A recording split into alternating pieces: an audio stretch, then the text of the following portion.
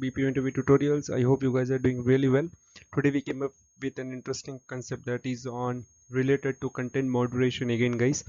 So what we are looking here is what is data annotation, what kind of data annotation we can do in content moderation, what are the types, what are the uses, what are the advantage. We will see all this because this is also a prime job for the content moderator. They should know what the data annotation actually is. Okay, so today we will learn everything about it, and before moving to our video, I would request everyone to share, subscribe our channel, click on bell icon so that you will get notification on all the upcoming videos. Also check out the playlist. You will find approximately 370 plus videos. Those will help you in cracking the interviews on trainers, team leader, operation manager, quality analyst, Six Sigma certification, MS Excel report dashboard, WFM analyst. Multiple videos are there, guys, that will definitely help you in cracking the interviews. And also, guys, last week I have prepared video on what is content moderation, what is trust and safety. Do check out, guys, because nowadays we have lots of vacancies in content moderation project. Let's start today's concept, that is on what is data annotation in trust and safety content moderation. Okay, what is data annotation? So in simple language, data annotation means labeling. Suppose we are working on any of the content.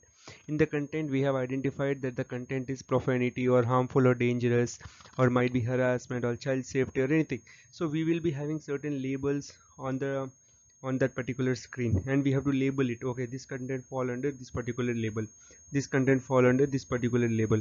So that labeling or bucketization is known as content annotation. Okay, now the definition says here, if the process, it is a process of labeling, tagging or categorizing user generated content like text, images, audios and videos based on the specific set of community guidelines. I told you, right, whatever reason it is, like it is CSAM or child and safety or harmful, which category it is falling out, we will give a label, tagging or we are categorizing it. Okay, and this labeled data is used in machine learning to train the machine learning models to automatically detect and filter out inappropriate, unsafe or illegal content. So what will happen next if we do a data annotation? If user or moderator will do a data annotation, definitely the AI, right, or a machine language, they will identify, okay, this content shouldn't be there on the platform, so automatically it will remove from the platform, right, because of the data annotation. This will keep a platform safe. Okay, now data annotation can be done on images, text, audio and video, guys. Next, let's move to the second part, that is what are the types of data annotation we can have. The first one is text annotation. Basically the words itself says text annotation, which means you will have a certain text of, like I would say, you will have a feedback, comments or emails or something you will have in a form of text, and you have to label it like in which category that will falls. For an example, there is an email of phishing. Okay, you're working with any of the company, you are working on emails, and they ask you to annotate these particular emails, and that is related to phishing. Okay, or we have like unauthorized link.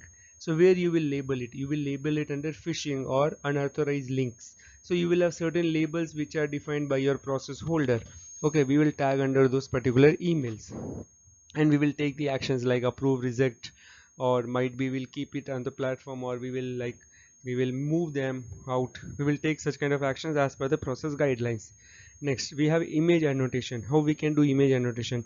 Identifying and tagging visual content. Annotated draw bounding boxes around the restricted item or flag or entire image of nudity, violence or hate symbol. Let's give you an example here. So you are watching a video wherein children is holding original gun. Now what you will do, it's an image, and on image you will just circle it out. You will have certain tools which will be provided by your process holder, and you will be marking it out like this is the harmful content, and you are annotating it, right, and it will falls under like child safety or something. So in this way you will annotate it. Suppose you have identified nude content or anything. Okay, next, video annotation. Frame by frame analyze the entire video content. Okay, flag moving hazard, explicit censor illegal activities, that is statistical images might be missed. Okay, in the video we have to review the entire video, and we check like that video falls under which annotation, like what kind of violation we have there, and we will tag it that video with the particular timestamp. Now audio annotation, sometimes you will also review some audios. Okay, in that, for an example, gamers are playing, you have seen like PUBGs and many games gamers are playing, and we will find the audios there, right? So we have to see like if they are doing racism related activities, they are blaming to black people or anything, what kind of content it is. So such kind of annotations also we will do. So what we have understood, four types of annotation: text, images, audios and videos. Next, let's move to the next part, which is uses of data annotation. First, pre-moderation. Suppose if all the checks are done before it goes live, and if it is match a high risk annotation, okay, it is automatically blocked. For an example, like you are working on data annotation team, and you have logged certain email with certain annotations. Now AI have understood, okay, this email shouldn't be there on the platform. In next time when there is anything which comes up directly, it will move from the platform. So which is pre-moderation, like before you need to do a moderation there, it will be done automatically. So this is also one advantage of data annotation. Second, post moderation, that what we do, or like what content moderator do, right?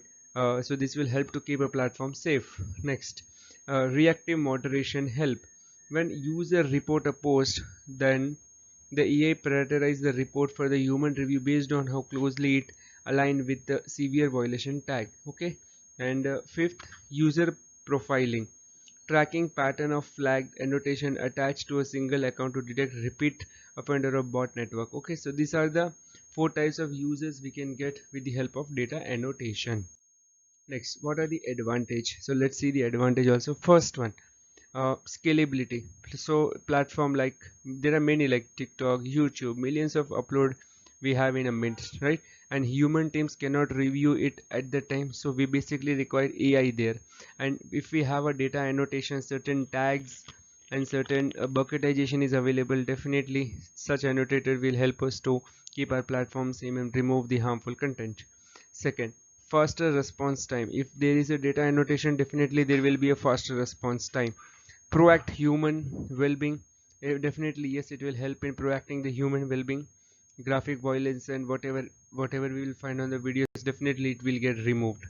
And consistency will also be there, because uh, the EA train like applies the rule informally across the millions of posts based on exactly on the training guide data. So these are the basic advantage of the data annotation. So what we have seen so far: definition, types of data annotation, uses and advantage. Okay, so just keep all this point in your mind whenever you go for the interview, and if you explain all this point in brief, definitely the interview will understand that you have a complete understanding on data annotation. Next, what if there is no data annotation? So you might get such kind of questions. What if there is no data annotation, what will happen? So AI tool would fail here, definitely, because if the things are not annotated, definitely AI will fail and all the content will be allowed on the platform. The content which are even not required on the platform, which basically create harmful, dangerous or profanity, nude, whatever category falls as a content moderation, trust and safety, everything will get fail here. Okay, next, platform would turn toxic. Definitely a platform become toxic and people will not visit to our platform. Human moderator would face severe trauma. Human reviewers who would have manually look at piece to piece content. Definitely if data annotator is not there, then we have to review piece to piece content, and definitely the human intervention will get increased and it will waste the time too. Okay, moderation would become impossibly slow without automating sorting, removing of flag post data that would take days of instead of milliseconds, creating the massive blockage. Self-explanatory, guys. The last one we have: advertiser and revenue would vanish. Brand refuse to display ad text to toxic content. Platform would lose their major advertising, face financial ruin almost overnight. So that's the reason the data annotation is really important, guys. And please make sure you are reading out all this point before going for the interview on the data annotation.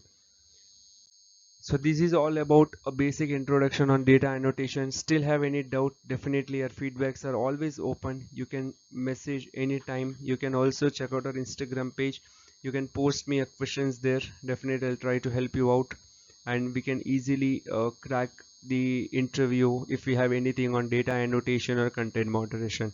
Don't miss to check out our Instagram, LinkedIn and Facebook page. You will get vacancies related information. Day to day we will be posting the vacancies in multiple locations. Okay, that's all about the data annotation today. Thanks a lot. Have a great day. Don't miss to subscribe our channel.